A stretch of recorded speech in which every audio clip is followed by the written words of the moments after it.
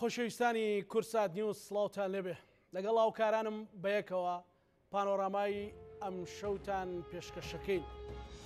ئەلبەتە ئێمە شەوی ڕابردوو لەگەڵ دکتۆر یونس ڕاوی باسمان لە کۆمەڵێک پرس کرد وەک ئەوەی کە بەرنامەی پانۆراما و دەستگای میدیای کورسات ماڵی هەمووانە ئازیزان لە ڕەوتی سەلەفیەکان کۆمەڵێک سەرنج و تێبینیان هەبوو لەسەر ئەو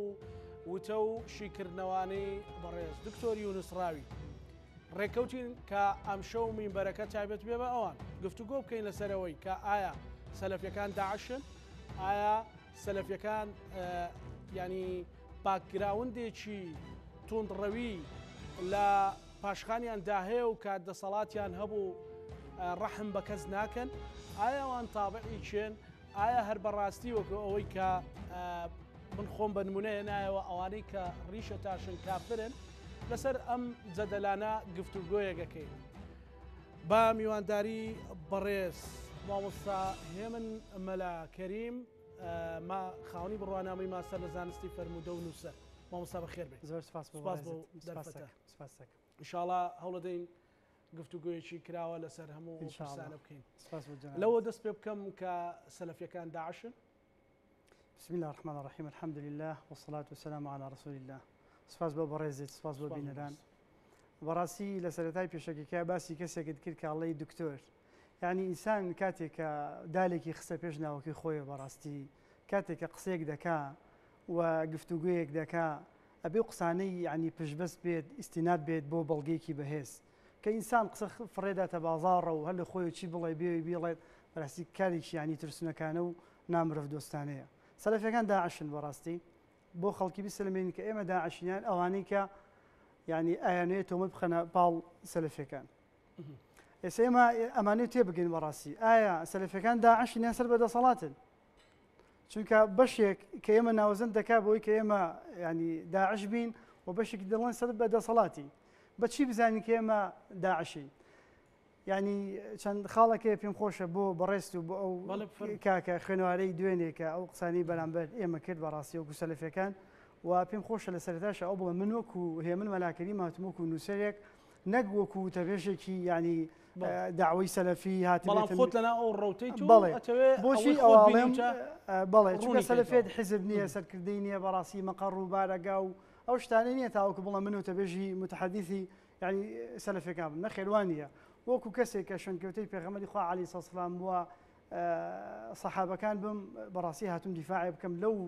درۆ و چاوەشەکاری بوتانانی کە ئەو بەڕێزە و کۆمەڵە خەڵکی تیژی خەنە سەر سەلەفیەکان. مامۆستا زانەگیان چەند خاڵێکی پێم خۆشە بۆ بەڕێز ینی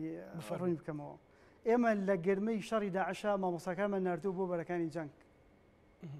یعنی لەوێ شەڕیان کردووە دژ بە داعش و بە فتوای مامۆستا سەلەفیەکان پێشمەرگەکان بەردەوام بوو لە بەرەنگاربوونەوەی دژ بە داعشە بەڕاستی. یعنی ئەگەر کەسێک داعش بێت خەڵک دەنێرێ خەڵکی خۆی مامۆستای خۆی میبەرەکانیان گواستبووی بۆ کوێ؟ بۆ بەرەکانی جەنگ بۆی لەگەڵ کیا شەڕ بکەن؟ لەگەڵ داعشە شەڕ بکەن بەڕاستی. خۆیان چوونەتە بەرەکانی خۆیان لە بەرەکانی جەنگ بوون. ئەگەر برانە هاوکارم بن پێم خۆشە ینی ڤیدیۆت لایە یەک دقە چەند ڤیدیۆیەک پێم خۆشە ئەگەر ڕوخسەتە بێت. فەرموو. ئەوە کۆمەک و هاوکار ئەگەر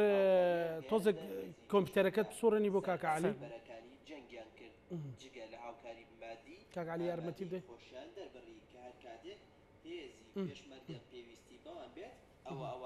ئەتوانی شاشەکەت تاڵ بکەیت؟ شان بەشانی هێزی پێشمەرگە دەجەنگن یارمەتێکی وامانێناوە کە ئێمە بتوانین یارمەتیان مامۆستاکانی ئێمە ئێستا لەوێن ئەو کاتە ینی بەرامبەر کێون بەرامبەر بەڵێ ینی ئەوانە هاوبیری ئێوەن لەگەڵ ڕۆژی سەی کە بەڕێزەکەم ئەو ڤیدیۆیەکی دێت. ئەو مامۆستایی چۆ ڕیزەکانی پێشمەرگە بۆ ڕوبەڕووبوونەوەی چەکدارانی داعش ساڵاتچۆڵانی جگە لە جەنگاندن و شەڕکردن وتارەکانی نوێژی گواستوتەوە بۆ بەرەکانی شەڕ وتارەکانی نوێژی هێنی گواستوتەوە بۆ بەرەکانی جەنگ بەڕاستی چۆن بە ئێمە دەڵێن داعش عین تۆمەتێکی گەورەی بەڕاستی پێم خۆشە ئەو مامۆستایش ببیرێت. شەڕی داعش ئەو شەڕی جگە لە هێزەکانی پێشمەرگە هاوڵاتیانی خۆبەخش و مامۆستایانی ئاینی لە بەرەکانی جەنگ کۆ کردەوە. مامۆستا سالار چۆمانی مەودای زیاتر لە 200 کیلۆمەتری بڕیوە. دەست خۆش. جا ڤیدیۆکان زۆرن بەڕێزیان ینی حتا سەرکردەکان هەتا ینی کارمەندانی پێشمەرگا مامۆستاکانی ئێمە بەڕاستی ئەم ڤیدیۆش پێم خۆشە مامۆستاکان ئێمە لە بەرەکانی جەنگن بەڕاستی.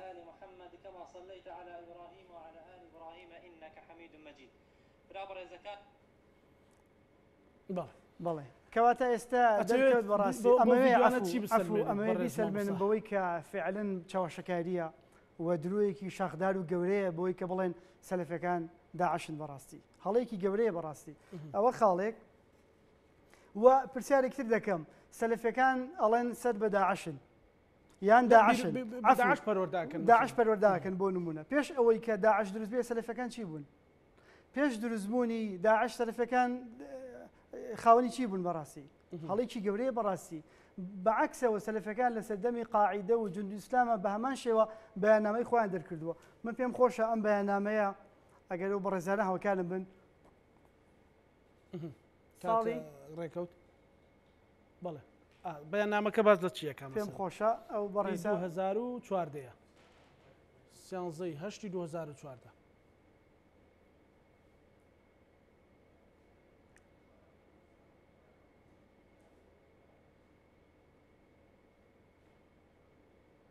بەڵێ چی نووسراوە مامۆستازانەوە ڕوونکردنێکی شەرعی لەلایەن دەستێک لە مامۆستایانی سەلەفی کوردستانەوە سەبارەت بە شەڕی داعش بەرامبەر میلەتی کورد لە چەند ڕوانگەیەکەوە ساڵی چەنە 2014 یەکەمین لایەن یەکەمین بڵێن وەکو خۆتان باسیەکەن ڕەوتی سەلەفی ئەوان بوون کە بەیاننامەیان دەرکردووە دژ بە داعش بەڕاستی لە هیچ لایەکە لە حیزبە ئیسلامیەکان و تەنانەت و لە خەڵکانی ترەوە نەمان بیستووە کە بەیاننامە دەرکەن بەم شێوازە وەکو مامۆستایانی سەلەفی یعنی دژ بە داعش بەعکسەوە باش ئەوە ئێوە باز لەوە کرێت کە تابعی کۆمەڵێک ڕوتن یان کۆمەڵێک بیر و بۆچوونن لە سعودیەوە کە ئەوانە بەڕاستی توندوتیژی بەرهەمێنن ئەو فکرانە توندوتیژی بەرهەمێنن ئێوە پاڵپشت بەو ناوەڕەکە جوانەی ئاینی پیرۆزی ئیسلام کورداندووتانە یان کۆمەڵێک بڕگەی توندوتیژەیە کە باسی لێوە کرێت لاتان داوە یان لەگەڵ ئەم سەردەمیان ناگونجێ و ئێوەش خۆتان لێ بواردووە کاکزانە گیان پێم بڵێ بە نمونە و کوچی بۆ نمونە وەکەوەی باز لەوە کرێکم مەسەلەن کۆمەڵێک ئەوەی کاک دکتۆر یونس باسی کرد مەسەلەن فکرەکانی ابن تەیمیە مەسەلەن یان ئەوەی کە کۆمەڵێک ڕوت لە سعودیەوە تەمویلی سەلەفەکانی بەعکسەوانێ ئێمە یعنی ئەگەر ببینی مامۆستا سەلەفەکان ینی ئەوە باسی بەرەکانی جەنگم کرد لە شەڕی بە هەمان شێوە لە نەخۆشی کۆڕۆنایە لە خزمەتی نەخۆشان و نەخۆشخانەکانە بوون بەڕاستی مامۆسایان لە زۆربەی لە شارەکانە هەندێک جیاز و ئامیر پێداویستیان دابین کردووە بۆ نەخۆشان بەڕاستی و سەبارەت بە ئەوەی سعودیش پێم خۆشە ئەوەی سعودیا ینی بابەتی گرنگە ینی چه تەمویلی ئێوە کە بە ئاسانتریکە مەسەلەن با من نەڵێم یعنی با من پرسیارەکە بۆ نەکەم ئێمە وەکو سەلەفیەکان مامۆستای من خۆ مامۆستام بەڵێ دکتۆرین مهندسین بۆ نمونە و پزیشکمان هەیە و مامۆستا سەلەفیەکان بەڕاستی یعنی هاوکارێکی وەزارەتەکانی تریشان کردو و وەزارەتی ئەوقاف بە ڕۆژ کرێکاریەکەن و لە ڕۆژانی جمعەشە خۆبەخشانە وتارەدەن بەڕاستی لە مزگەوتەکانە یعنی وەکو تەمویل نەخێوانیە هەمووی لەسەر ئیش و کار و بەدەست فکرەکان لەکوێوە دێ مامۆستا ئێمە سەرچاوە مەسادیری شریعەتی ئیسلام لە دوو شوێنێک کتابەکەی خوای پەروەردگار کە قورئان و کەلامی خوای پەروەردگارە لەگەڵ سنەتەکانی پێغەمبەری خوا عەلەیهی سەلام ئەمما کەسێک بێ بڵێت تۆ تابعی فڵان شوێن و تابعی فڵان شوێنی نەخێر وانە هەڵەیەکی گەورەیە و چاوەشەکاریە بەڕاستی ئەو بەڕێزی کە باست کردەوەی کە دوێنێ پێرە میوانی بەڕێستان بووە یعنی ئەگەر وەکو موسڵمانێک بڕوانێتە بابەتەکان ئەڵێ نوێژ بە کوردی بکەن سەیرە بەڕاستی ئەڵێ زەکات ئەڵێ یەک دقە ئەڵێ زەکات واجب نییە ئەڵێ نوێژ واجب نییە یعنی تێڕوانینی ئەو بۆ ئەوەی کە بیڵێ بم ئەی کوردێنم دوور لە شریعەتی ئیسلام و بەڕاستی دکتۆر هێمن من نوێژ من نوێژەکەم بەو شێوازەی پێغەمبەری خوا نوێژی کردووە نوێژ بکەم بەو شێوازەی ئەو برادەرە نوێژی کردووە نەخێوانیە بەڵام خۆخوای گەورە کێشەی لەگەڵ زمان نییە بە هیچ شێوازەیەک میلەتی خۆمان خۆشەوەیە و وڵاتی خۆمان خۆشەوەیە و لەگەڵ وڵاتی خۆمان ناین و ئاشتی و ئارامیمان دەوێت بەڕاستی نامێوان بکەینە بەربەرەکانی لەگەڵ هیچ لایەنەکە هیچ حزبێکا بەڕاستی ئەمانەوێت ئەو شێوازە دینداری بکەین کە خوای گەورە کە پێغەمبەری خوا عەلەیهی سەڵات وسەلام و بە شوێکی هێمنی لەسەر خۆ باشە ئێوە لە مزگەوتەکان لە پەروەردەکان لە کۆڕ کۆبنەوەکان ئەکید کۆبنەوە بێکەوە ئاگاتان لە یەکتریە مەسەلەن بۆ ئەو نەزرێتان لەسەر هەیە کە ئەو گەنجانەی بەتایبەت کە ئێستا من شەوی ڕابردوشەوە پرسیارم کرد کە ڕەوتێکی تەوژمێکی زۆر هەیە ئەنی خەڵک ئەگەڕێتەوە بۆ ئیسلام و ئەوێت علاقەیەکی ڕۆحی لە نێوان خۆی خوای خۆی هەبێت بەڵام شتێک هەیە کە ئێوە مەسەلەن چۆن ئەو خەڵکە پەروەردە ئەکەن باشە پەروەردەکەتان لەسەر ئەساسێکە لەسەر چ بنەمایەکە مەسەلەن کاردانەوەکەتان بینیوە کە ئەو گەنجە چۆتە دەرەوە چی لێ دروست بووە مەسەلەن باز لەوەکرێ هەندێک لەو گەنجانە تەنانەت باوکی خۆشیان پێکا باشە مامۆستا زانەی بەڕێز ئەو بەڕێزا ئەو کاکەی دوێنێ ئەڵێ مزگەوتی ئەوە کەمە پرسیارێکی تەرەگەرەوەم جواب دەیتەوە هەر نزیکە لەوە بەڕاستی لە یەک مزگەوتی سەلەفەکان لە هەموو کوردستانە بە هەموو پارێزگاکانەوە یەک کەسمان بۆ بێنە سەلەفی بێت و ئێستا لە بەندیخانەکانی حکومەتی هەرێما بن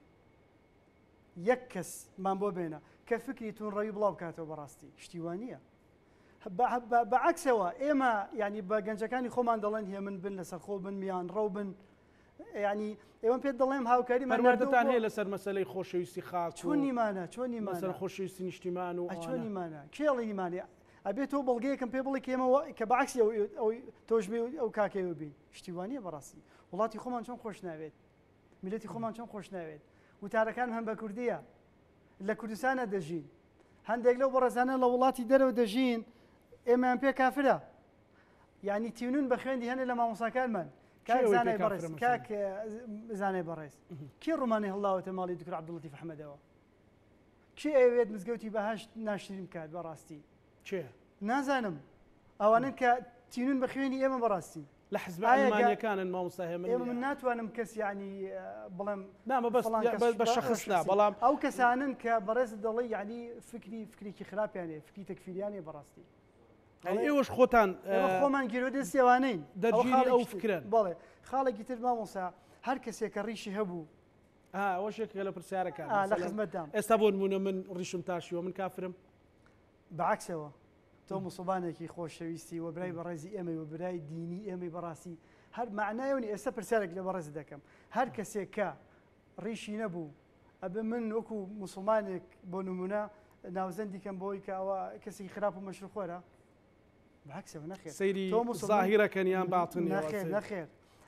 ئەوە سنەتێکی پێغەمبەری خوا عەلەیهی سەڵام ئێمە تەطبیقمان کردووە بەڵام کە تۆ تەطبیقی ناکەی من تۆم پێ موسڵمانە بە برای دینی خۆمە دەزانم خۆشمەوی پشتگیری دەکەم بەڕاستی و پێشە دەڵێم ئینشاءالله ئەگەر بۆت گونجاری شەکەت دابنە چکە سنەتێکی تەطبیق کردووە بەڕاستی ئەمما من بێم وەکو کاکەی دوێنێ ئەڵێ تۆی لا کافرە یعنی بەڕاستی درێژی گەورەیە ئەوان هەندێک مامۆسابێتە تەشیر بە ناخر پێم سەری ینی تۆ قسەیە بکەیت بەڵگەت نەبێ من وەکو موسڵمانێک ئێستا هاتووم ئەڵێم مامۆستا زانای بەڕێز کاک زانای بەڕێز تۆ ڕیشت نییە بەس برای منی خۆشەویستی منی دۆستی منی بەڕاستی گرفتێک هەیە لەوەی کۆمەڵێک مامۆستا تێکەڵ بوون و خەڵک پێی وایە سەلەفین بەڵام خەڵکانە دەن بۆ توند و تیژی ئێوە لەو مامۆستایانە یان هیچ مامۆستایەکتان هەیە کە خەڵکاندا بۆ توند و تیژی یان خۆتانیان لێبەریەکەن یان لە ڕەوتە یان لەگەڵ بیر و بۆچوونی ئێوەنین مامۆستا زانای بەڕێز ئێمە کاتێک کە قسە دەکەین وەکو لە سەرتا ئەمەژەم پێکردن بەڵگەمان دەوێ بەڕاستی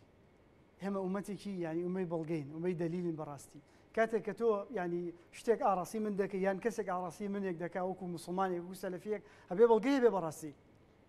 هەندێک کەس ینی ئەڵێن سەلەفیەکان بۆ من داعشن کاکە خۆی ئاوت کراوە لە حیزبەکەی خۆی دەرکراوە لە حیزبەکەی خۆی تاوەکو دوێنێ ئیتوانی زۆر شتکات لە پەرلەمان نەیکردو ئێستا دەرکراوەتە دەرەوە ینی ئەوێ سەلەفیەکان ناشرین بکە بەڕاستی بۆ ئەیانەوێ ناشرینتان کەن مەسەلەن ترسیان لە ئێوە چییە؟ ترسیان لە ئێمە چییە؟ سەلەفەکان بانگی خەڵکی دەکەن خوای گەورە بەتاکو تەنها بپەرستن هاوار نەکەنە قەبرێک دارێک بەردێک پێغەمبەری خۆمان خۆش وەکو پێغەمبەر عەلەیهی سەڵات وسەلام بەرزی ناکەینەوە بۆ مەنزیلەی خوای پەروەردگار پێغەمبەرە و عەبدە و خۆشمان دەوێ و سەڵاواتی لەسەر دەدەین بەڕاستی و پیاوچاکانمان خۆشێ و ڕێزیان لێ دەگرین ئەوانە ئێمە ناشرین کردن بەڕاستی بۆ چکە لەگەڵ ناجی ئەوان ناڕۆین و هەندێکیان دەڵێ ئێمە دیموکراسیان ئەڕوانینە ئاین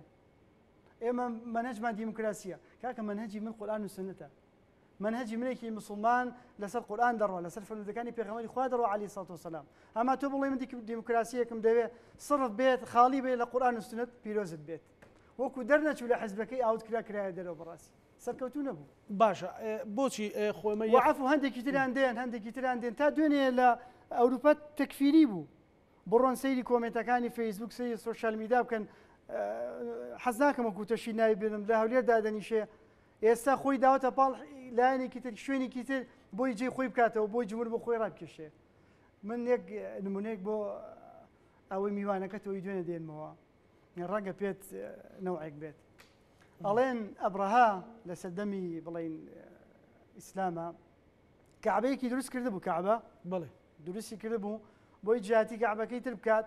خەڵکی نەوەرن یاڵڵا تەواف بکەن بە دەوریا کابرایەکی خراپ هات پیسایی تێکرد قسەکانی ئەو بەڕێزەی ئەو دوێنێ و هەندێک لەو مفەکرانە بەڕاستینەوەیە ئەوەی تێ بکرێ چکە دوورە لە قورئانەوە دوورە لە حەدیثەوە بەڕاستی بەس مامۆستا هێمن مثلا ئەوەی کە بەڕێزت کە چەند جار باسیەکەیت مثلا دکتۆر یونس لێرە کۆمەڵێک کتێبی هێنابوو کە ئیبنی تەیمیە بوون و دوو نووسەری تریش بوو ناوەکانیانم بیر نەماوە باشە محەممەدی محەممەدی کوڕی عەبدولوەهاب زۆر تەئکید لەسەرەوە دەکاتەوە بەڵێ ئێوە لەگەڵ ئێوە بە ئیبنی تەیمیە ئەڵێن تەیمیە ئەڵێن شێخ الئیسلام باشە بەڵام کۆمەڵێک شتی باس کرد کە ئەمە مسلمانان لای مسلمانان کوفرە مثلا ئەڵێ خی گەورە جسمی خی گەورە جسمی هەیە و دەستی هەیە و چاوەشەکارە و کە سەزانی بۆ با بۆ بسلمن دوو شت یەکەم هەوی لە قسەکانی تێگەشتن باسی محەممەدی کوڕ عەبدولوەهابێکە لەگە شێخ ئیسلامە کاکەزانی چێنە بێنە شێخ ئیسلام لە ساڵی 1263 میلادی لەدایک بووە شێخ ئیسلام ابن تەیمیە محەممەدی کوڕی عەبدولوەهاب 1903 تقریبا 450 ساڵ بینیانە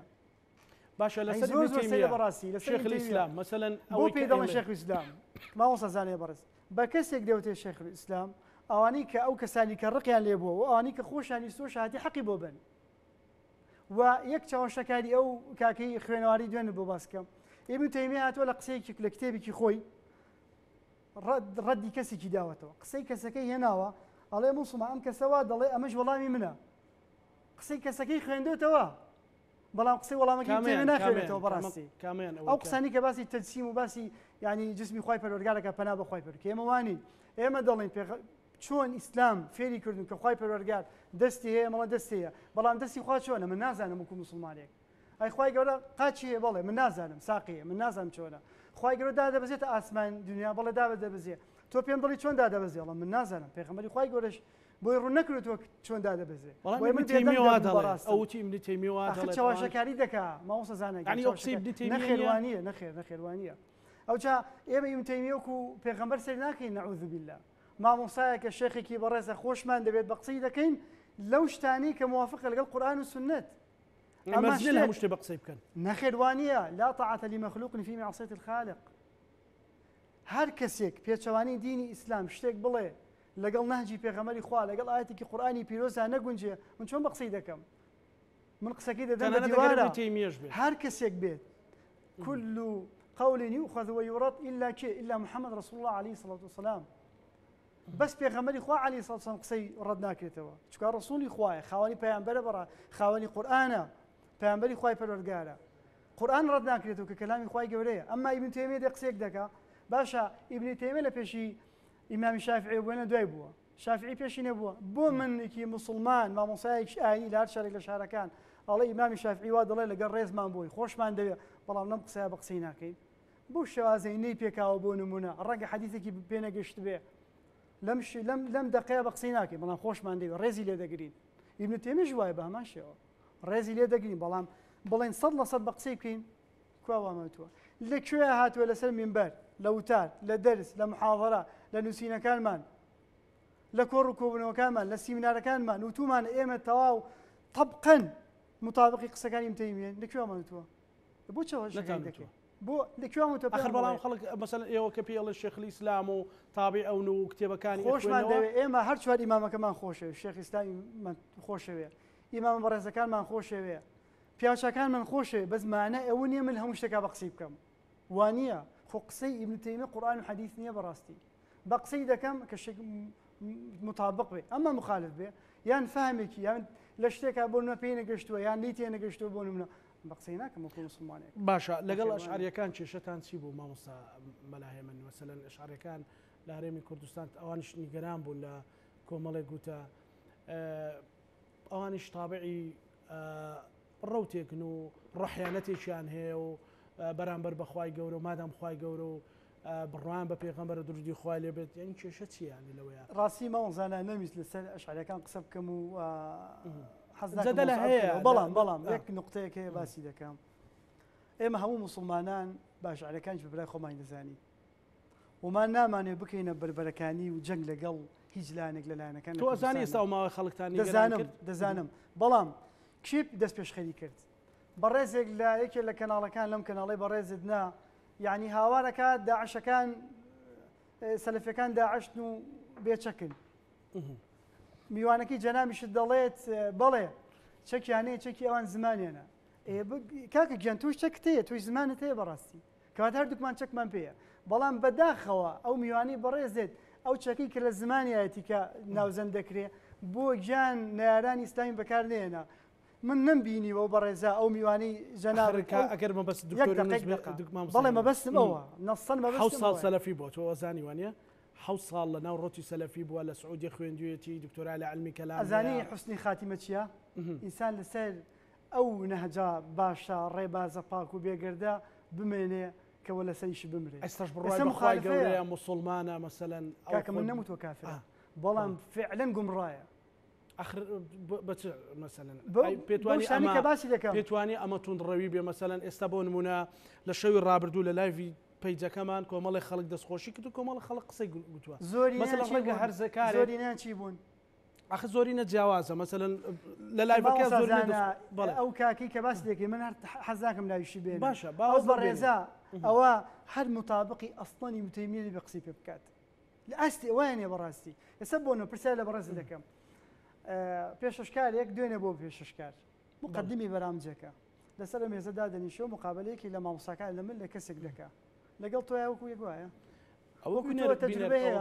تێگەشتۆ بۆ بڕیار دەدەم ناتوانم ئەوە بڵێم بەڵام وایە نەخێر ئەو دوێنێ لە چیە لە چێشات مامۆسایەکی ئاینیە حافظ القورآنە بە چییە دەیان کەسێ حافظ قورآنە بۆ دژی دینەکەی خۆی پەروەردگار ئاخر ناکرێمە ئەو بڕیارە بدەیت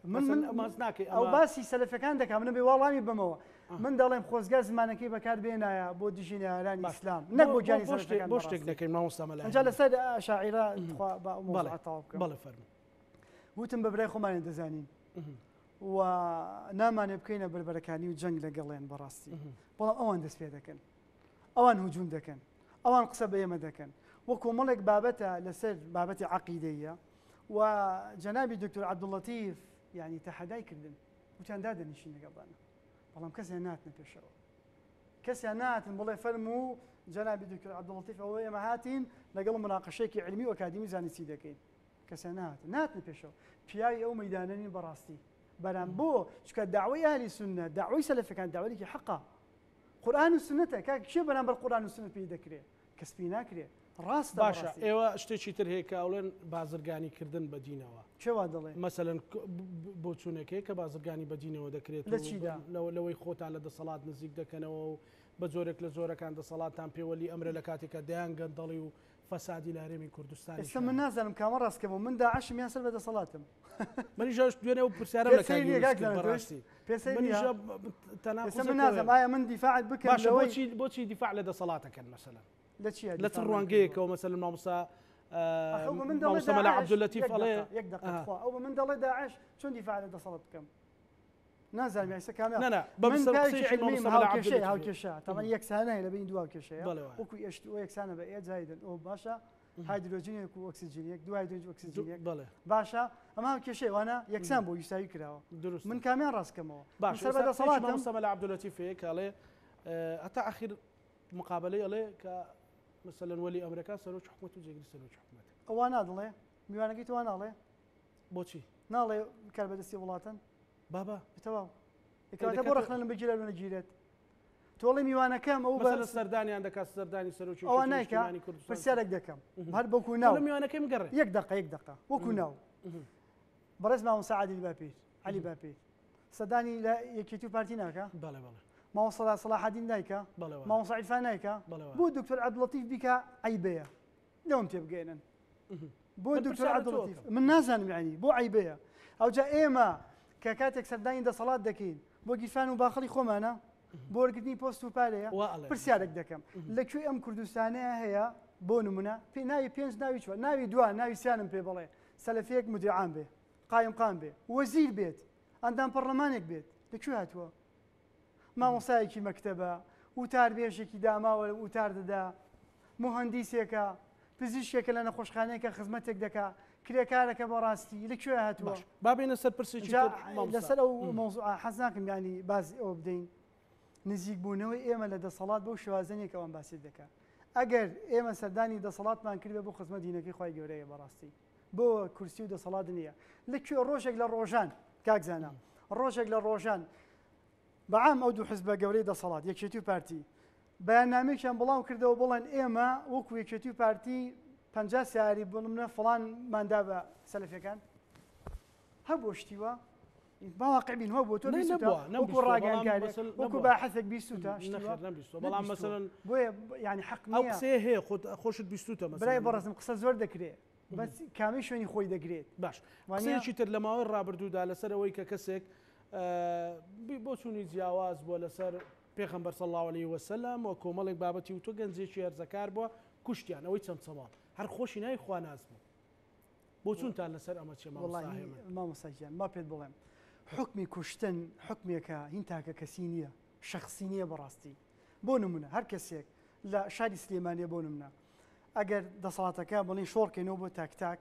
بڵین هەموو کەسێک دەسەڵاتی هەیە کاتێک کەسێک بۆ نمونە تاوانێکی کرد خراپەیەکی کرد بڕوا بیگرێت و بیکاتە سچنەوە بیکوژێت دوو لە ڕێی بەڕێست و بینەران بەڕەڵایەکی گەورە دەبن دوو کوانە دروست نابێ بێگومان ئێمە لەگەڵ ئەوەیان هەموو کەسی حکمی خۆی وەربگرێت بەڵام حکوومەت و دەسەڵات وەلانی پەیوەندیدارەکان و ئاسایش و پۆلیس ئەم کارانە بکە ئەما دەدرێتە دەست شخصێک یاڵە کاکە تۆ فڵانش کرد و تەق بیکوژێت هەرگیز سەلەفی لەگەڵ ئەوانێ بەڕێزەکەم هەرگیز ئێمە لەگەڵ کەسێک کفری کرد حکومەکەی چییە کفر بکە ئەبێ بزانین ئایا و کوفرە بۆ دەکا بە زۆر پێی کراوە بەڕاستی یان کەسێکە جاهیل بۆ نەیزانیوە وانە وە جۆری کوفرەکەی چۆنە بۆنمە ئەو جا من بانگی دەکەم قسەی لەگەڵا دەکەم بەڕاستی وە هەموو شتانی کرد و زانیمان لەسەر خۆی مصیرە لەسەر ئەو کوفرێکە بەڕێست باسی دەکات کوفتێکی گەورە و عەلەنیە حکوومەت هەیە دەسەڵات هەیە ئەمن بێم بیکوژم پشتیوانیە ئەنجا ئەو کاکەی دوێنێ ئەڵێ هاوکۆی کە ئەویان کوشت سەلەفەکان کوشتیان هەندێک مامۆستا کەسێک گەڵێن کوشتێتی ڕیشی نییە بەڕێزەکەم کەسێک کوشتێتی ڕیشی نییە مۆزوعی ڕیشەکەی ڕیشە مامۆستا مەلاهێمە ینی ئەوەی کە هەندێک مامۆستای ئاینیە ڕیشێکی هەیە تێکەڵاو بە خەڵک پێی وایە سەلەفین و ئەو تارە توندان بدن حکمی زۆر تون دەدرێت سوۆشیال میدیایە گەنجێکە مۆبایلێکی بەدەستەوە سەیرەکاڵێ تۆ ئەگەر مەسەلەن باوکت نوێژی نەکرد لەو ماڵە نانەکەی حرامە لەو ماڵە ئەبێ نازانم بکوژرێ ڕیشەکەی ئەگەر دانە ئەم ئێوە لەگەڵ ئەم خیتابە تەسیرتان هەبوو ئەگەر لە پشتیشی نەبلانی باوەڕ بکە بۆ لە سەرکەم باوەڕ کە مامۆسەزانە باوەڕ ناکەم مامۆسایەکی سەلەفیە بێ لەم کوردستانەیە لەم کوردستانە چکە من بە حکمی عێلاقە و پەیوەندیم هەیە لەگەڵ زۆر بەیانە مامۆستایەکی سەلەفینیە دەیان خزم و برا و دۆست و کەسکای نەبێ بێڕیش بێت ئەوە خاڵ یەکەم ئەگەر کەسێکیش ڕیشی هەبوو بەڕاستی معنای ئەوە نییە ئەم کەسە فعلەن لەگەڵ ئێمە یا و سەلەفیە بۆ کەسێک بۆن لە گوندێک لە شارێک لە وڵاتێک لە ناوچەیەکی تر لە قاڕەیەکی تر نازام سەلەفیانە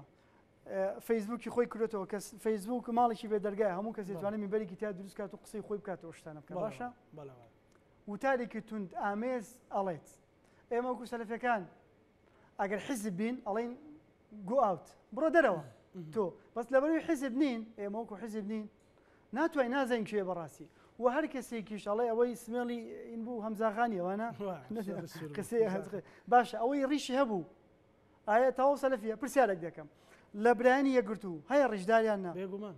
لە برایانی کۆمەڵ هەیەنا لە برایانی چێتیشێ لە برایانی چێتی هەیە باشە لە سۆفیەکان ڕیشانیاننا برای بەڕێزم هەندێک لە یەزیدیەکان ڕیشان هەیە معناوی هەر کەسی ڕیشی هەبوو تەواو قسێکی کردکاکە و سەلەفیە ئەو وتارێکی توندا یاڵە بیگرن بۆچوونی ئێوە لەسەر ئێزدیەکان و مەسیحەکان و ئەوانە لە هەرێمی کوردستان مەسەلەن وەکو سەردەمی پێغەمبەری خوا عەلەیهی سەڵات وسەلام دەژین بە ئاشتی و بە ئارامی لە وڵاتی موسڵمانانە تەواو گرفتانیە لەگەڵیان گرفتم بۆ هەبێت لە عینکاوە مەسیحەکان هەیەنا لە سلێمانی ڕەنگە جوولەکە بێ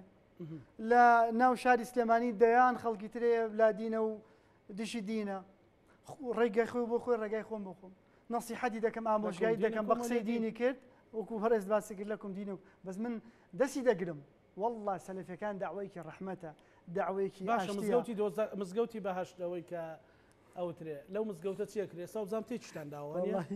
یەک شتی خۆشم هەبوو ئەگەر ویدۆزمەوە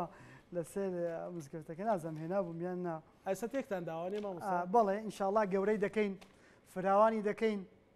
و ڕەنگە ئەم قسەیە لای هەندێک نەوعێک بێت بە کوێرایی چاوی دوژمنانە ئەو کەسانی کە بوا دەڵێن سە پێ دەڵێن بۆچی بۆ دەڵێن ئەوە تونندوتیژیە من بڵێم بە کوێرایی چاوێەوە یان بڵێ مزگەوتی دۆزەخەکان و مرۆڤ دەنێرن بۆ دۆزەخ پرسیارێک دەکەم کێ خەڵتیبی مزگەوتی باشتە لە من باش جەنابی دکتۆر عەبدوڵەتیفانە باشە حکوومەت لەم شارەیە باشترین دەستگا کە ئێستا چاودێر بێ بەسەر ئەم شارەوە وەکو ئەمن و ئاسایش نییە ئاگای لەو تارەکانی مامۆستا عەبدوڵەتیف نییە هەمووی لایڤە کاک زانەگیان هەمووی بڵاو دەکرێتەوە بۆ ڕۆژێک نەمان بینی برانی ئاسایش بڵێ جەنابی کاک دکتۆر بێ زەحمەت وەرە دانیشە ئەم وتارەت بەڕاستی تون ئامێز بوو و خەڵکی بان کرد بۆ تون ڕەوی پایامی مزگەوتی باش پایامی ئاشتیە پایامی برایەتیە ئەزانی کاک زانێ بەڕێز هەر مزگەوتی بەهشت وەکو بڵێم چی وەکو ماڵێکی خوازی هاتووە باوەڕ کە خەڵک دێت هاوکاری دەکرێت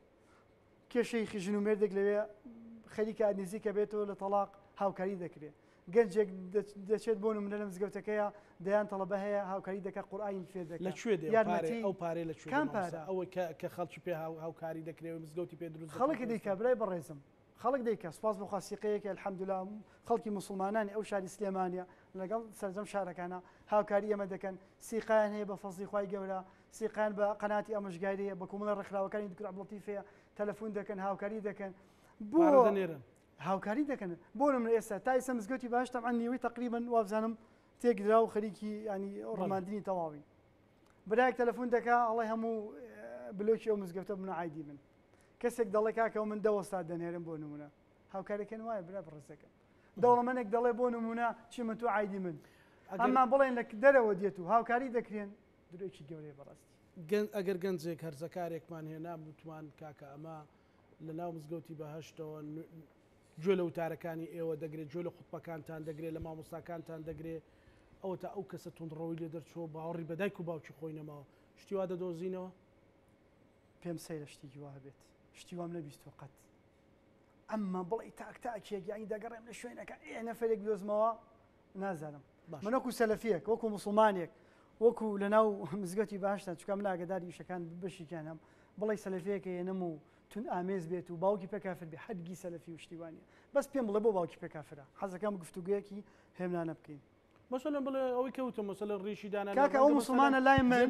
ئەومان ڕوون کردەوە تەواو ڕوکنەکان جێ مەسەلەن نوێژ نەکەم ئیتر هەندێک خەڵکی نوێژ ناکەم مەسەلەن باشە بۆچی مەسەلەن ئەو بڵێ وەڵا ڕێک تۆ کافری مادام نوێژ نەکەم باوەڕ کە تێنەگەشتووە لە ئیسلامە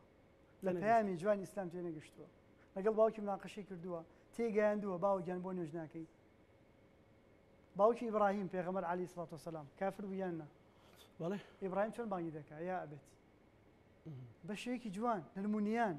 بۆ باوکی خۆم باشە ئەمە ئەم بیر و بۆ چونانە هی مامۆستا مەلاهێ منە کە گەنجێکی خوێندەواری خاوەن بڕوانامی ماستەرە یان کۆی سەلەفیەکە باوەڕ بکە بڵێم کۆی خەڵک نییە سوء استیفادەی کردبێ لەو ڕێگا لای دابێ خۆی مامۆستا گیان ئەگەر کەسێک بۆ نمونە لە داعوای سەلەفی تێگەشت بێت ڕەنگە پەیامەکەی زۆر لە من نەرمتر و خۆشەویستانتر بێت پامی ئاشتی بێ پامی میهرەبانی بێت پامی خۆشویستی وڵات بێت پرسیارەکەم زۆر سادەیە بەڵام لەناو خۆتان سوعبەت و پێکەین و قسەی خۆش و چۆن نیمانە لە دەرە تۆزە قسەی خۆشمان کرد چۆن نیمانە گیانەکەم قسەیمانەیە خۆشیمانەیە سەلەفەکان زۆر تێکەڵ لەگە خەڵکە بەڕێزەکەم ئێمە لە کوردستان دەژین لە وڵاتێکی تر ناژین بەڕاستی بەڵام یعنی کاتێک کە سەلەفێک وەڵامی کەسێک دەداتەوە پێناسەتان چیە بۆ تێگەیشتنتان چێ بۆ خاچ کوردستان مەسەلەن سپێنی دوژبنێک کاتە سەری بە ناوی ئیسلامەوە داعشنان کورتترین پێناسی ئێمە بۆ ئەوەیە کە مامۆستاکانمان ناردووە بۆی داعشنێن کوردستان داگیرکەن ئەگەر بمانویستایە و پێمان خۆش بواە من پێت دەڵێم لێت ناشارمەوە ڕەنگە لە ئەلام شتێکی سیر بێت دایان پێشمەرگە باوەڕێکی تەلەفۆنیان کردو بۆ دکتۆر عەبدوڵەتیف دکتۆر ئێمە لە بەرەکانی جەنگین ئەگەر شەڕ بکەین بکوژێنین شەهیدیان نا برای بەڕێزم کاتێک کەسێک لە بەرەکانی جەنگ سنگی خۆی دەنێت بە فیشەکی دەستی داعشەوە ئەو دەستە ڕەشە کە ئەوێ کوردستان ناو بەرێت ئەگە بزانێ شەهید نییە ئەو کارە دەکا بۆ 500,000 دەکا مامۆستا دەڵێت تۆ لە خزمەتی وڵاتەکەی خۆتەی لە خزمەتی نیشتیمانەکەی خۆتای گیانەکەم يعني بۆیە شهيد حەقە بەڵێ حەقە ئەو پەیامە ئاشتیانە بۆ باسیێوانە ناکرێ بۆ وانە گەورە ناکرێت لە ئیعلام بۆ چکانێ ناشینمان کەنسەل ئەوێن سەلفەکان ناشتیکەن بەڕاستی بەیان ئێمە نییە وڵاتمان خۆشەوێ بەڕاستی تفرقه وليك جايين بولا ناو لەکوێنی براني السلفيه لەکوێنی تەفرق مثلا ما مستاق جابوا بيتو ما مستاق دور كوت بيتو احتیمالە تێنەگەی ینی خلافێک جیاوازەیە بێ لەسەر دقێک لە دقەکان ئەمما بڵێ لە شوێنێک مامۆستایەک هەموو مامۆستایانی کوردستان بەبرای خۆمان دەزانین منۆکو گەنجێک و تەمەن 34 ساڵێک بە مامۆستای خۆمان دەزانم خۆشیان مەبێت پشگیریان دەکەم بەڕاستی کاتێک بەرنامێکی ئاوا بکری هاوکاریان دەکەم بەڕاستی باشا ئەمما بڵێ جیاوازەیە لە هەموو ئەو کەسانەی کە بۆ باسی دەکەی مثلا لە شعریەکانە لە مەسەلە نمونەی خەڵکی زۆرا و زۆرن دەستی گفتوگۆ درێژ ناکەن مثلا دەستی تەفاهم درێژ ناکەن بۆ باشترین گفتوگەی ئەکادیمە پێی دەڵێن چی دی بیتوانە بڵێ دکتۆر لەطیف دەڵێ دیبیت دەکەم باش مثلا لەگەڵ دکتۆر یونس ڕاوی مثلا من لە ئاخری بەرنامە دوێنێ شەوتم ئامادەیە گفتوگۆ بکەین گفتوگۆیەکی باوەڕەکەی لە ئاستێوایانی گفتوگە لەگەڵ ئاخر نابێ وابڵێ چۆن نەبێ لە ئاستێوایانە ئاخر بە پێتوانێ ئێستا ئەمە ئینسانێکە ئەویش خوای گەورە من دەڵێم یەک نمونێ بۆ بەڕێز باس دەکەم ینی جوانتر وایە ئەو بەڕێزە بەرنامجی خۆی بینیوە و کۆمنتەکانی خەڵکی بخوێنێتەوە ئەو نەدەڵێم آخر خەڵک هەست ناکەین کاکەم بەرنام بۆ خەڵک دەکەین ئێستا من کابراایەکەم باوەڕم بە ئیسلامم دیعاە ناکەمەوە ئێمە اتفاقمان کردەوە مسلمانی برای منی بڵێ بێگومان نەمە خۆم ئەزانم علاقەیەکی ڕۆحی لە نێوان من خۆی خۆم سواز بۆ خوای گەورە یەک دنیا قسە بە من وتراوە باشە من تەکفیر کراوم تا ڕادێک مەسەلەن منیش کە سوکارم هەیە ئەم تون دوو تیژە ئەبینێ ئەمە بۆ ئێوە تا شەوی ڕابردوو کاک یونس بوو ئەم شەو کە مامۆستا مەلایە منە قساکەین گفتوگۆکەین بۆ هەموو شتێک بە گفتوگۆ نەبێ مامۆستا ئێمە حتا لەگەڵ خەڵکانی تریشە مەسەلەن جەنابەت کەسێک کفر بکە ئەبێ بین گفتوگۆی لەگەڵ بکەین ئێمە حەزەکەین لە ئاستی باڵایە کەسێک توانای هەبێت لە شریعەتی ئیسلامە و جەدەلێک بۆ شێوازە بکە خەڵکی سوودی لێ بینێ من نهاتم ئێستاکە بەرنامجێ بکەم دڵی خەڵکی بەڕاستی ناخۆشکەم من پێت دەڵێم ئێستش دڵمەها ئەڵێ موسڵمانان برای منن ئەڵێم خۆزگا و کاکی کە بان کردووە کە ئەڵێ سەلەفەکان چەکیانێ و زمانیان چەکیانە ئەویش کە زمانی خۆیە زمانی بۆ خزمەتی مسلمانان بەکارێن بێنایە من نەمبینیوە نەم خوێندوێتەوە لە شوێنەکان نەمبینیوە مسلمانێک نەیبینیوە ئەو کاکەیە فعلا شتێکە بێ دژی نارانی ئیسلام ئیلا لەسەر مسلمانان بوو نارانی ئیسلام چێن ئێستا ئەوانەی کە دژی خوان دژی قورئانن دژی ئیسلامن بەڕاستی تۆ بینیتە من بینیوە نەمبینیوە آخر مثلا ئێستا بۆ نمونە لەوانەیە کابرا خۆی پێ مسلمان بێ بەڵام نەیاری ئەو جینیە ناشیرنیەکە وەکو داعش مثلا کە کردی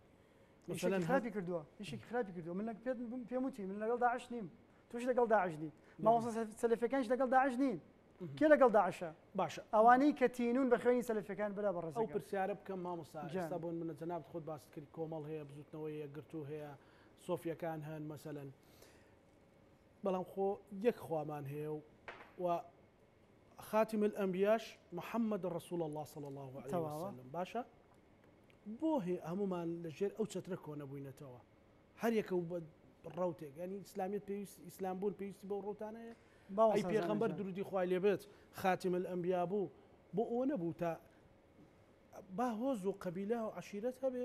بەڵام خۆی مامۆستاگیان من ئێستا پێت هاتم پێشەوەی من سەلەفی بە مسلمانم تۆش مسلمانی وانە کێ خۆی جاکرێت لەم کوردستانە تۆ ناوی حیزبەکانم پێ بڵێ ئیسلامیەکان ناوەکانی پێ بڵێ یەکگرتووە خۆی جاکردوێنە بڵێ حزبێک هەیە و سەرۆکی کێوانە ڕێزمێ بۆ ڕێز مامۆستا سەلاحەدی کۆمەڵەیەتیانە بزوتنەوە هەیەتیانە تەواو کێ خۆی جاکرێتەوە منێکی مسلمان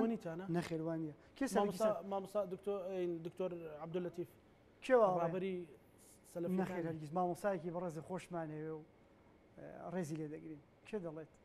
ئەنی قسەی ئەو ئەوڵ و ئەخیر کتابی ڕسمی کوا دکتۆر عەبدولەتیف لە حکومەتی هەرێم بڵێن جەنابی دکتۆر عەبدولەتیف سەرۆکی سەلەفیەکانی کوردستان شتی وا هەیە بارەگای هەیە مەقڕی هەیە ئاڵای هەیە مۆری هەیە